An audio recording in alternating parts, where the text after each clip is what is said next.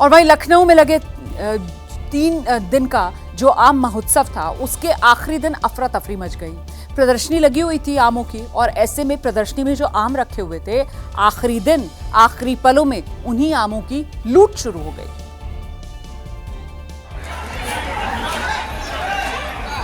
लूट की तस्वीरें लखनऊ की हैं, जहां फलों के राजा आमों की लूट हो रही है, वो भी दिन दहाड़े। दरअसल लखनऊ में आम महोत्सव का आयोजन किया गया था, जहां 800 से ज्यादा वैरायटी के आमों की प्रदर्शनी लगाई गई थी। लेकिन आम महोत्सव के आखिरी दिन तब अफरा तफरी मच गई जब वहां आमों की लूट मच गई। महोत्सव देखने आए लोगों को जब जैसे मौका मिला उसने उसका पूरा फायदा उठाया। लोग पॉलिथीन बैग, लेडीज पर्स और थैलों में भरकर आम ले गए।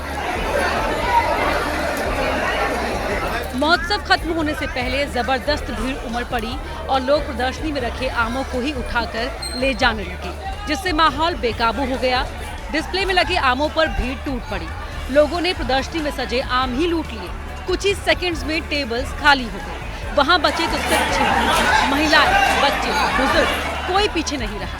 आयोजन के आखिरी पलों में प्रशासन की ढिलाई देखने को मिली और भीड़ नियंत्रण में कमी की वजह से स्थिति हाथ से निकल गई।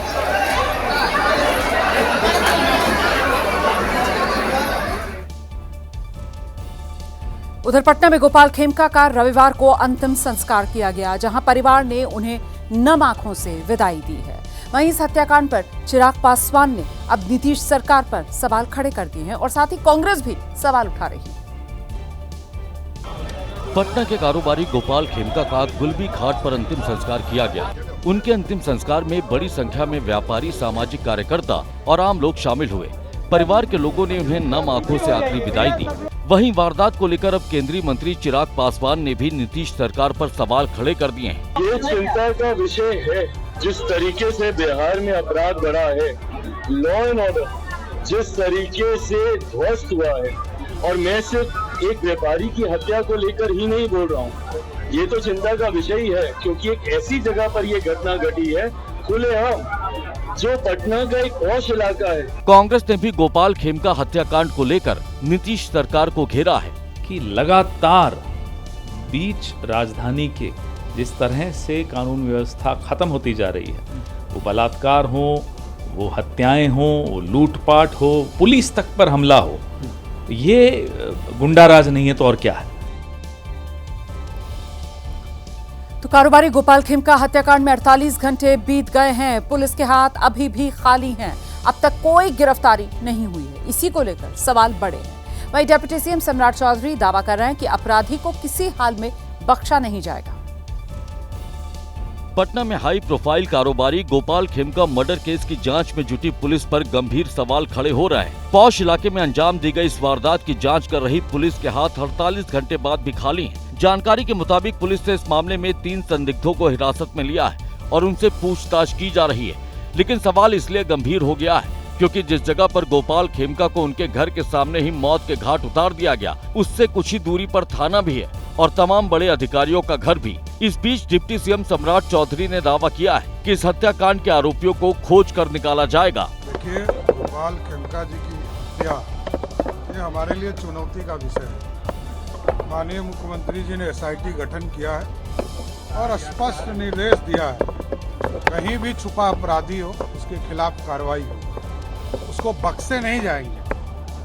और बिहार पुलिस पूर्ण रूप से पूरी तरह आम व्यवसायियों की सुरक्षा करेगा और ये पूरी तरह सुनिश्चित भी करेगा कि आगे के दिनों में इस तरह की कोई घटना नहीं हो।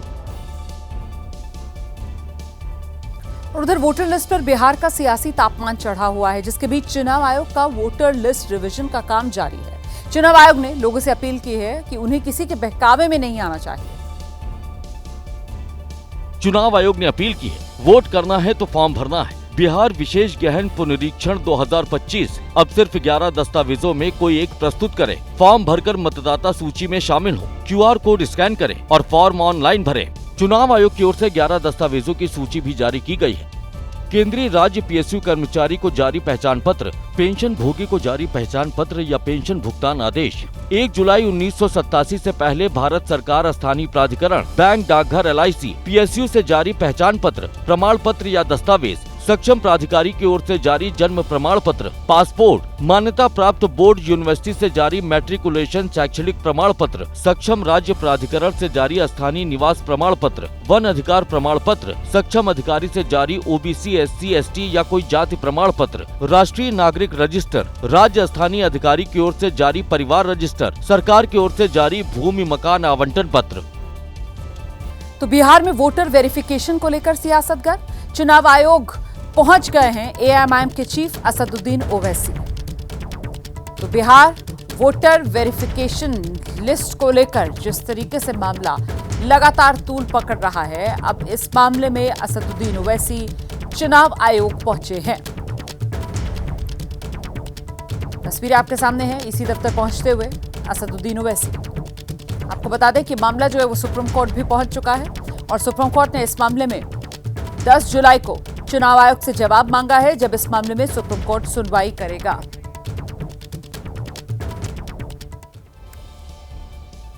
तो एक और चुनाव आयोग वोटर लिस्ट के रिवीजन की प्रक्रिया को पाक साफ बता रहा है, लेकिन इसके खिलाफ सुप्रीम कोर्ट में 4 याचिकाएं दाखिल हो चुकी हैं।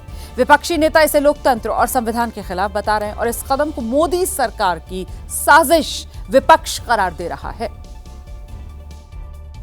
आरजेडी सांसद मनोज झा ने भी बिहार में जारी वोटर लिस्ट रिवीजन के खिलाफ सुप्रीम कोर्ट में याचिका दायर की है, जिसके बाद याचिकाओं की कुल संख्या 4 हो गई है। इस बीच टीएमसी सांसद महुआ मोइत्रा ने चुनाव आयोग की कवायद पर तंज कसा है। बिहार केवल झांकी है, अब काम तो बंगाल में बाकी है। এটাই হচ্ছে নির্বাচন কমিশনের নতুন নীতি। আর এটা বিহার বাংলাকেই এটাকে বাংলার যে আমাদের নির্বাচন আছে 26-এ, সেটা কিভাবে বিজেপিকে সাহায্য করে বাংলার ভোটারদের ভোটাধিকার কেড়ে নেওয়া যায়, এটাই হচ্ছে তাদের মূল উদ্দেশ্য। वहीं बिहार में जारी वोटर लिस्ट रिवीजन पर समाजवादी पार्टी के मुखिया अखिलेश यादव ने भी सवाल खड़े किए हैं। आप कल्पना करिए कि 1 महीने के अंदर 8 करोड़ वोटर्स को नई वोटर लिस्ट बनाना कितनी बड़ी एक्सरसाइज है। ये एक्सरसाइज 1 साल पहले क्यों नहीं की गई, 6 महीना पहले क्यों नहीं की गई, आज ही क्यों की जा रही जब चुनाव बिल्कुल सामने है। तो इसमें कहीं ना कहीं सोची समझी रणनीति है। भारतीय जनता पार्टी के इशारे पे इलेक्शन कमीशन ने यह फैसला लिया है। उधर बिहार में जारी वोटर लिस्ट रिवीजन को लेकर चुनाव आयोग की कवायद पर विपक्ष की तरफ से चौतरफा हमला बोला जा रहा है। कांग्रेस ने इसे लेकर सवाल पूछे हैं। आजाद समाज पार्टी के अध्यक्ष चंद्रशेखर ने ईवीएम की जगह बैलेट पेपर से चुनाव कराने की मांग कर दी है।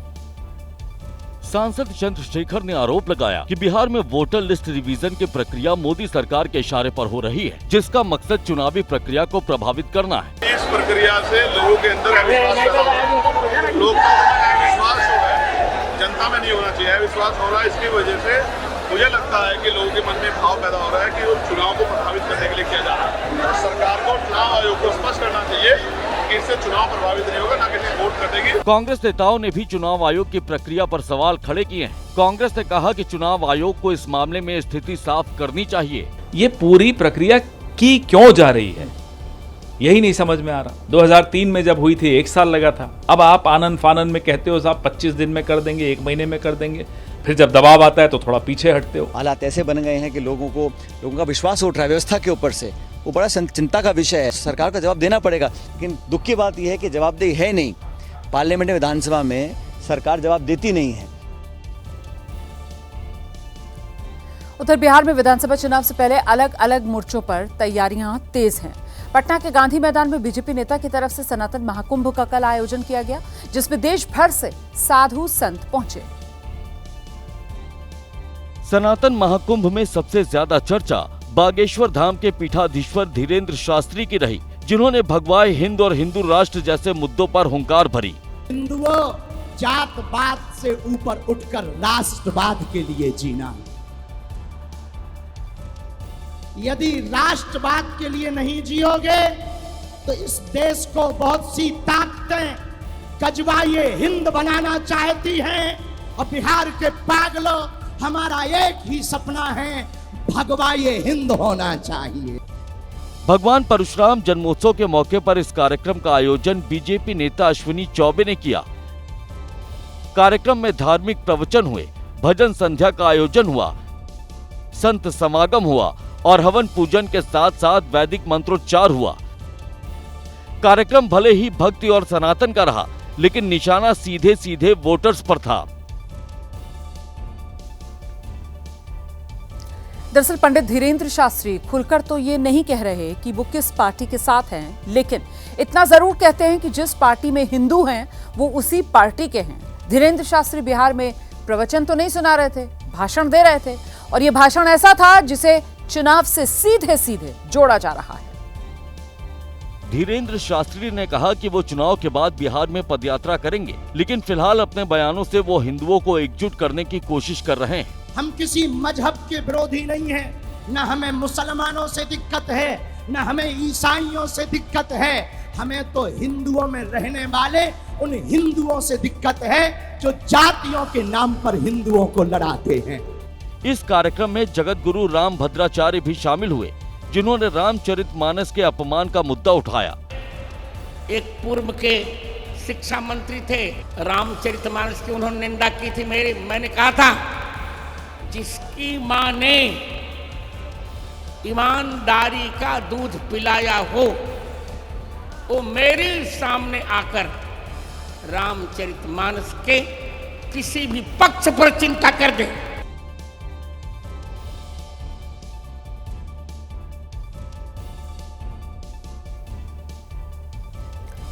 तो बाबा बागेश्वर बिहार पहुंचे और उनके बिहार पहुंचते ही सियासत गर्मा गई। एक तरफ बीजेपी के नेता धीरेन्द्र शास्त्री के भाषण और प्रवचन से गदगद, वहीं विरोधी दल के नेता बाबा बागेश्वर पर जमकर पलटवार कर रहे हैं।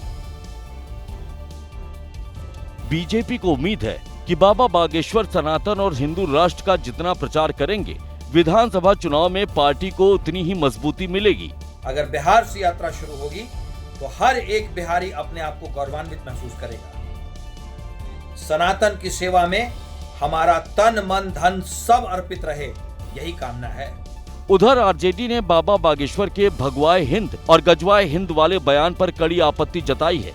ये बिहार लोकतंत्र की जननी है, बिहार संविधान को मानने वाले लोग हैं। यहाँ न हिंदू बनेगा न मुसलमान बनेगा, इंसान की औलाद है, इंसान बनेगा। वहीं जेडीयू हमेशा की तरह बैलेंसवादी राजनीति कर रही है और हिंदुओं के साथ साथ मुस्लिमों के विकास की बात कह रही है। तो बीजेपी चाहती है कि सनातन महाकुंभ से उसी ध्रुवीकरण की ताकत मिल सके, ताकि इसका फायदा आने वाले विधानसभा चुनाव में उठाया जा सके। महाराष्ट्र के मंत्री आशीष शेलार ने भाषा विवाद पर बयान देते हुए इसकी तुलना पहलगाम आतंकवादी हमले से की, जिस पर सियासत गर्मा गई। आदित्य ठाकरे ने इसी को लेकर बीजेपी पर करारा पलटवार किया है। महाराष्ट्र के मंत्री आशीष शेलार ने प्रेस कॉन्फ्रेंस की और इस दौरान उन्होंने भाषा विवाद को लेकर बयान दिया, जिसमें उन्होंने इस विवाद की तुलना पहलगाम में हुए आतंकी हमले से कर दी।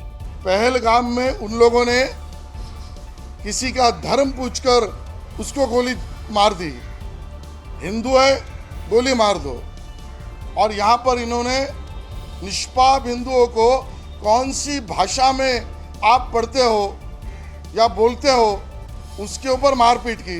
आशीष शेलार ने उद्धव ठाकरे और राज ठाकरे पर सवाल खड़े किए तो इससे सियासी संग्राम छिड़ गया। आदित्य ठाकरे ने बयान पर पलटवार किया और दावा किया कि बीजेपी के मन में महाराष्ट्र के लिए जहर भरा है। बीजेपी के मन में महाराष्ट्र के खिलाफ बहुत सारा जहर है और इसलिए तो वो बोल रही है। आज तो भाजपा ने महाराष्ट्र की तुलना साफ तौर पे पहलगाम के आतंकवादियों से की है। जिस आतंकवादियों को भाजपा ना पकड़ सकी, जिस आतंकवादियों को ना भाजपा रोक सकी, पहलगाम के बाद आज 3 महीने हुए, लेकिन वो आतंकवादी कहाँ गए? देखिए, भक्तों की धार्मिक भावना को ध्यान में रखते हुए उत्तर प्रदेश के मुजफ्फरनगर में हापुड़ में प्रशासन ने कावड़ मार्ग की दुकानों पर खास फीडबैक पोस्टर लगा दिए हैं। अब इनके जरिए ढाबे और होटल के मालिकों की पूरी जानकारी मिल सकेगी। हालांकि जो अभियान चला रहे हैं पहचान वाला उत्तर प्रदेश में स्वामी यशवीर, वो इसका विरोध कर रहे हैं।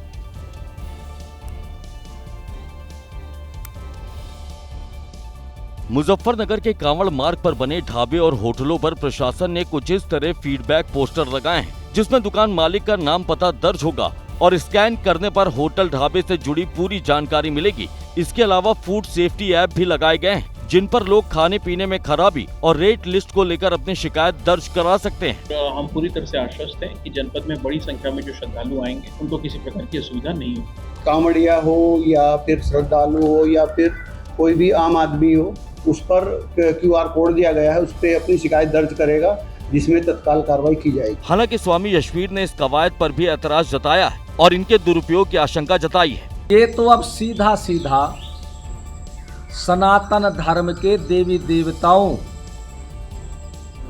के बोर्ड लगाने का थूक मूत्र जो गैंग है उसको लाइसेंस मिल जाएगा।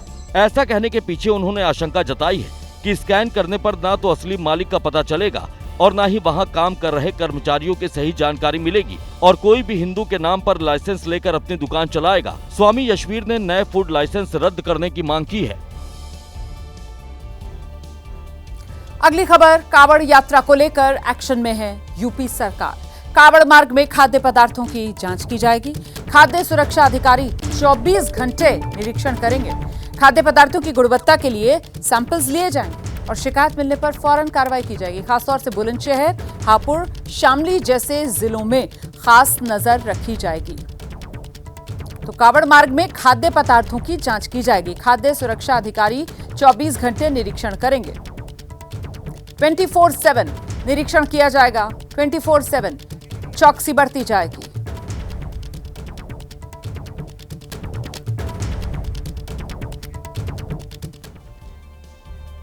वहीं कावड़ यात्रा के मार्ग पर होटल्स और ढाबों पर QR कोड के जरिए पहचान का जो रास्ता अब तलाशा जा रहा है, उस पर सियासत गरमाई हुई है। समाजवादी पार्टी के अध्यक्ष हैं अखिलेश यादव, वो इस पर सवाल उठा रहे हैं और सरकार पर चुटकी भी ले रहे हैं। वहीं बीजेपी अखिलेश यादव के वार पर पलटवार कर रही है। कांवड़ यात्रा मार्ग पर पड़ने वाले होटल और ढाबों को लेकर विवाद जारी है, जहां QR कोड के जरिए होटल और ढाबा मालिकों की सही पहचान कराने का दावा प्रशासन की ओर से किया जा रहा है, जिसे लेकर अब सियासत भी गर्म होती दिख रही है। समाजवादी पार्टी के अध्यक्ष अखिलेश यादव ने इस कवायद पर सवाल उठाए और योगी सरकार को घेरा है। इसलिए ये जो टेक्नोलॉजी नहीं इस्तेमाल करनी थी, जिस तरह ये कॉरिडोर बनाने का प्रचार कर रहे थे, जो हमारे कावड़िया हैं, जो आस्था के साथ एक परंपरा को निभाते हैं, कम से कम इनको वो इंफ्रास्ट्रक्चर बना के देना चाहिए था जो सुविधा मिलती, और जो सुविधा मिलनी चाहिए वो क्यों नहीं दे पा रहे हैं लोग। अखिलेश यादव ने कांवड़ियों के लिए कॉरिडोर बनाने का मुद्दा उठाया तो डिप्टी सीएम केशव प्रसाद मौर्य ने उन पर पलटवार किया। समाजवादी पार्टी और उससे जुड़े हुए नेताओं के पास कोई मुद्दा नहीं, जो मुद्दा विहीन होते हैं, इस प्रकार की हरकत करते हैं। उनकी हरकत का जवाब देने के लिए समाज तैयार है और समाज एकजुट रहेगा। यात्रा सफल होगी और यात्रा में कोई विघ्न बाधा डालेगा, कानून अपना। खबर पक्की है, पंजाब के होशियारपुर में बड़ा सड़क हादसा हो गया है। अनियंत्रित होकर सड़क पर बस पलट गई। इस हादसे में बस में सवार 10 यात्रियों की मौत हो गई है। बड़ा हादसा हुआ है पंजाब के होशियारपुर में। बड़ा सड़क हादसा, तेज रफ्तार बस बताया जा रहा है अनियंत्रित हो गई और सड़क पर पलट गई। बस में 10 यात्री जो सवार थे उनकी मौत हो गई है। करीब 24 यात्री इस बस हादसे में घायल भी बताए जा रहे हैं। होशियारपुर में यह हादसा हुआ है। अनियंत्रित हुई बस, ड्राइवर का बस पर से कंट्रोल छूटा और देखते ही देखते बस सड़क पर पलट गई। तस्वीर भी आपके सामने है, देखिए किस तरीके से ये बस सड़क पर पलटी हुई नजर आ रही है। 10 यात्रियों की मौत हो गई है, 24 यात्री हादसे में घायल हुए हैं। मौके पर अब JCB की मदद से इस बस को सीधा किया जा रहा है और जो स्थानीय लोग हैं वो सबसे पहले मौके पर पहुंचे थे और घायल लोगों को जल्दी जल्दी बस से बाहर निकाला गया था, नजदीकी अस्पताल में पहुंचाया गया था। उसके बाद इस जगह पर किस तरीके की अफरा तफरी वो भी आप देख सकते हैं। एम्बुलेंसेज के जो सायरन है वो यहाँ सुनाई पड़ रहे थे। हम सीधे आपको लेकर चलेंगे, हमारे साथ हमारे सहयोगी सचिन उस वक्त मौजूद है। जरा जानते हैं सचिन से। सचिन, कुछ जानकारी मिल पा रही है, ये बस कहाँ से कहाँ जा रही थी और हादसे की वजह क्या तेज रफ्तार का ये कहर है? जी बिल्कुल, तेज रफ्तार भी इसकी एक वजह है। इसमें असल में 10 जो सवारियां हैं उनकी मौत हो गई है। ये बस दरअसल ओवरटर्न हो गई थी, पलट गई थी और इसमें एक कार के साथ इस बस की टक्कर भी हुई है। तो अब इसमें 10 सवारियों की मौत हुई है। तो जो तेज रफ्तारी है वो बेसिकली इसमें वजह बताई जा रही है कि तेज रफ्तार के ड्राइवर इसको चला रहा था। तो फिलहाल जो राहत और बचाव कर्मी है वहाँ पे लगे हैं, जितने भी इंजर्ड लोग हैं उनको हॉस्पिटलाइज किया गया है और प्रशासन जो है इसकी इंक्वायरी कर रहा है कि आखिरकार ये हादसा हुआ कैसे है। पर बड़ी ये दर्दनाक दुर्घटना हुई है, 10 लोगों की मौत जो है फिलहाल हुई है। खबर पक्की है, 3 जुलाई को आजमगढ़ में अखिलेश यादव के आवास में गृह प्रवेश हुआ था और इस दौरान आजमगढ़ के कुछ पुजारियों ने वहां पूजा करवाई थी। अब आजमगढ़ की संयुक्त ब्राह्मण महासभा ने पूजा कराने वाले उन ब्राह्मणों को समाज से बाहर कर दिया है। इटावा में कथा को लेकर यादव बनाम ब्राह्मण की जो लड़ाई शुरू हुई थी वो आजमगढ़ पहुंचते पहुंचते ब्राह्मण बनाम ब्राह्मण की हो गई। 3 जुलाई को आजमगढ़ के जिन 5 ब्राह्मणों ने अखिलेश यादव के नए आवास का गृह प्रवेश कराया था उनके खिलाफ मोर्चा खोल दिया गया है। गणेश मंदिर प्रांगण में संयुक्त ब्राह्मण महासभा की बैठक हुई और बैठक में शामिल हुए लोगों ने पूजा कराने वालों के ब्राह्मण होने पर ही सवाल खड़ा कर दिया। आजमगढ़ के ही कुछ ऐसे कर्मकांडी ब्राह्मण जो तथाकथित कर्मकांडी ब्राह्मण हैं, मैं तो नहीं मानता कि जो अपने समाज की बात की अवहेलना करे उसको मैं ब्राह्मण नहीं मानता। ऐसे ब्राह्मण जाके उस गृह प्रवेश का पूजन कराते हैं। महासभा में पूजा कराने वाले 5 कर्मकांडी ब्राह्मणों के व्यवहार को ब्राह्मण समाज के लिए कलंक बताते हुए कठोर शब्दों में निंदा की गई।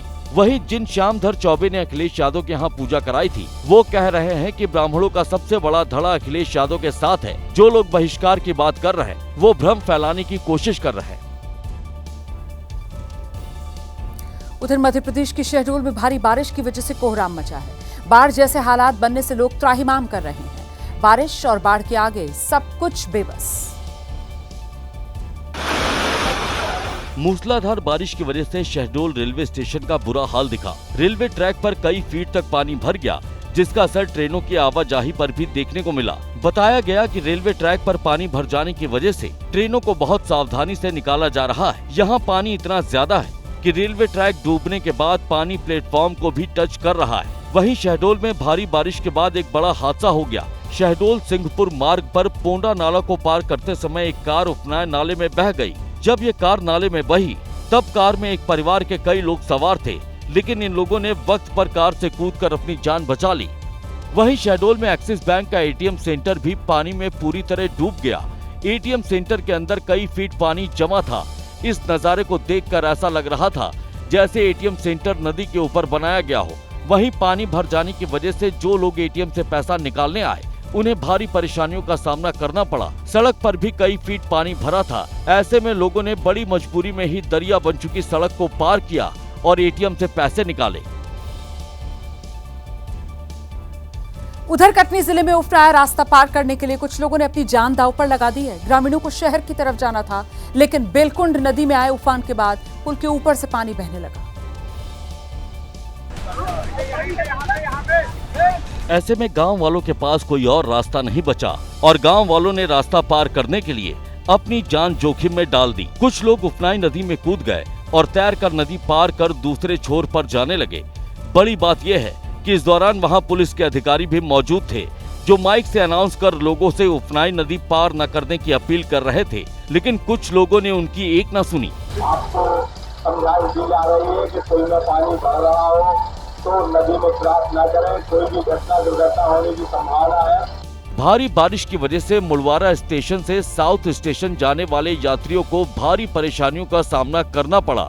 अंडरपास में पानी भरने की वजह से रास्ते बंद पड़ गए। कई जगह रेलवे ट्रैक के आसपास भी जल भराव की स्थिति देखने को मिली। बताने की जरूरत नहीं है कि हालात कितने खराब हो चुके हैं। वहीं हिमाचल प्रदेश के चंबा में बादल फटने से तबाही मची हुई है। एक पुल भी बह गया है।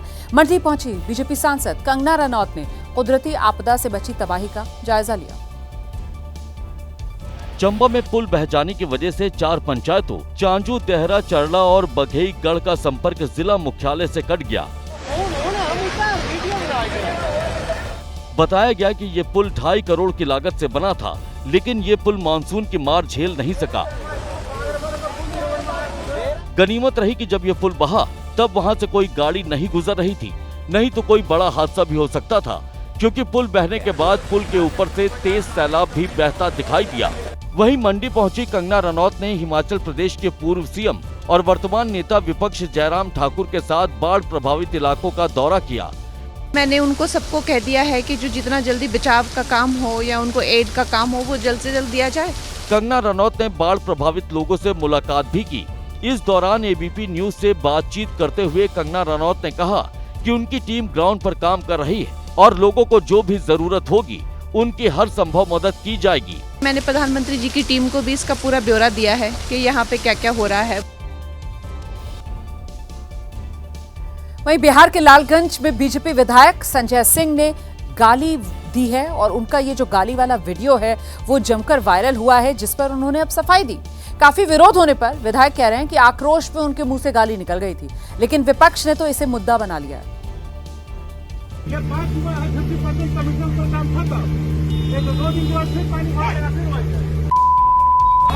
जल जमाव से परेशान लालगंज की जनता ने विधायक से इतना ही सवाल पूछा तो वो भड़क गए। विधायक और सवाल उठा रहे इस व्यक्ति के बीच काफी देर तक बहस होती रही। इस वीडियो को लेकर कांग्रेस ने बीजेपी को घेरा और मां की गाली देने का आरोप लगाया। मामला बढ़ा तो बीजेपी विधायक ने इस पर सफाई दे दी। जिस तरीके से भगवानपुर के बाजार के पानी के निकासी का को अटकाने का प्रयास किया जा रहा है, उसमें हमारा वो स्वाभाविक आक्रोश है। हालांकि इस सफाई पर कांग्रेस ने फिर से सवाल उठा दिए। जब नेता ही आक्रोशित हो जाएगा तो इसका मतलब ये है कि वो नेता नहीं गुंडा है और लोगों को धमका रहा है, ताकि दोबारा से इस तरीके का यदि आप हमसे सवाल करेंगे तो फिर माँ बहन का ही हम गाली देंगे। अमेरिका के टेक्सास में भारी तबाही है। आसमानी आफत से टेक्सास में 82 से ज्यादा लोगों की मौत की खबर।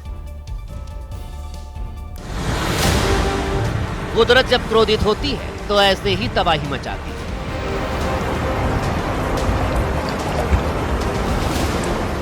प्रकृति जब प्रतिशोध लेती है तो ऐसा ही मंजर दिखाती है। आसमान से आई आसमानी आफत जमीन पर ऐसे ही जलजला ला देती है।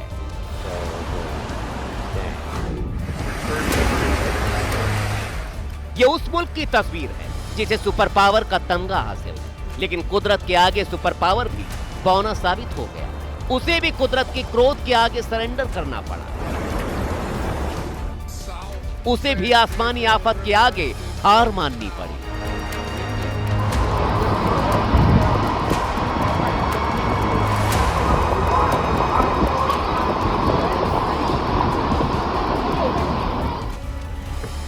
अमेरिका का टेक्सास बाढ़ बारिश से बेहाल है।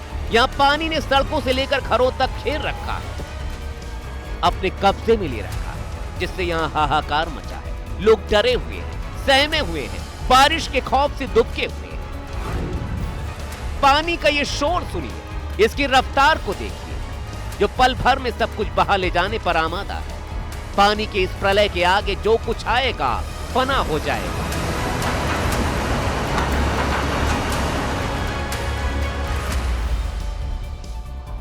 टेक्सास में भारी बारिश के बाद ग्वाडालूप नदी में अचानक उफान आने से कर्बवेल, सेंटर पॉइंट, इंग्राम और कंफर्ट जैसे इलाकों में बाढ़ आ गई। देखते ही देखते नदी का जलस्तर लोगों को खौफजदा करने लगा।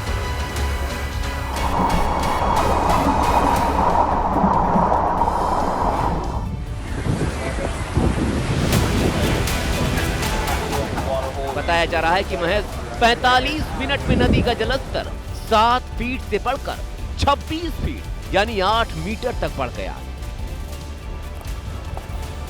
इसकी चपेट में आने से घर बर्बाद हो गए, कार बह गई, पेड़ टूट गए, सड़कें उखड़ गई।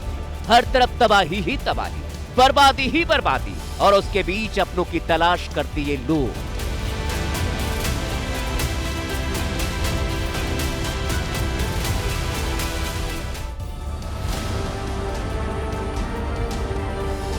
टेक्सास से आई इस एरियल तस्वीर को देखिए।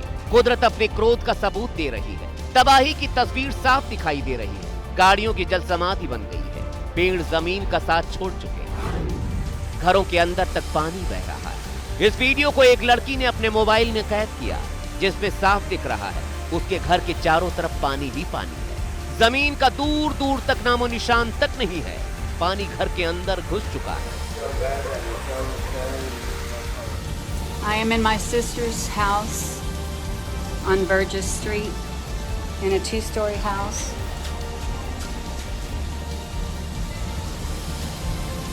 And it is 2 inches in the house. Texas से इस तरह की डराने वाली तस्वीरें लगातार सामने आ रही हैं। अब इस तस्वीर को भी देखिए, जो एक घर के बाहर लगे सीसीटीवी में कैद हो गई, जिसमें 5 तारीख दिख रही है। पानी की स्पीड इतनी ज्यादा है कि इसके सामने जो आए बह जाए। घर का गेट पानी में डूबा है।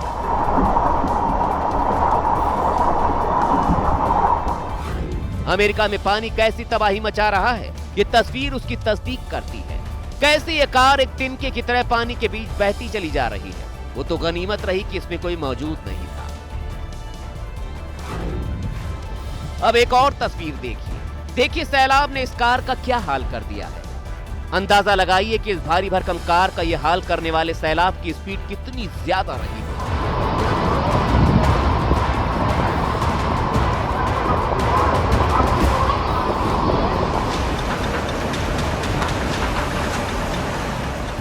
पानी में कितना पावर होता है, इस तस्वीर को देखकर आपको पता चल जाएगा।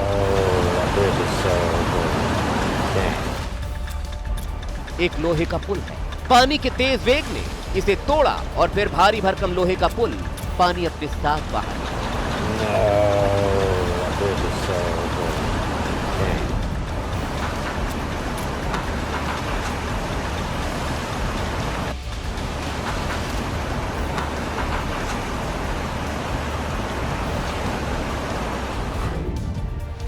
टेक्सास में फ्लैश फ्लड के कारण सड़कें टूट चुकी हैं। कई सड़कों के ऊपर पानी है, जिसके कारण कई इलाकों में आपस में संपर्क नहीं हो रहा है। जो जहां है वहीं फंस गया है। इस बीच कई इलाकों में बिजली भी नहीं है। इससे और ज्यादा परेशानी हो रही है। टेक्सास की इमरजेंसी टीम लगातार हेलीकॉप्टर से रेस्क्यू के काम में जुटी है। ऑपरेशन में 14 हेलीकॉप्टर, 12 ड्रोन और 9 रेस्क्यू टीम लगाई गई है। कुल मिलाकर लगभग 500 लोग शामिल हैं। बचाव दल अब तक 900 से ज्यादा लापता लोगों को सुरक्षित जगहों पर पहुंचा चुका है।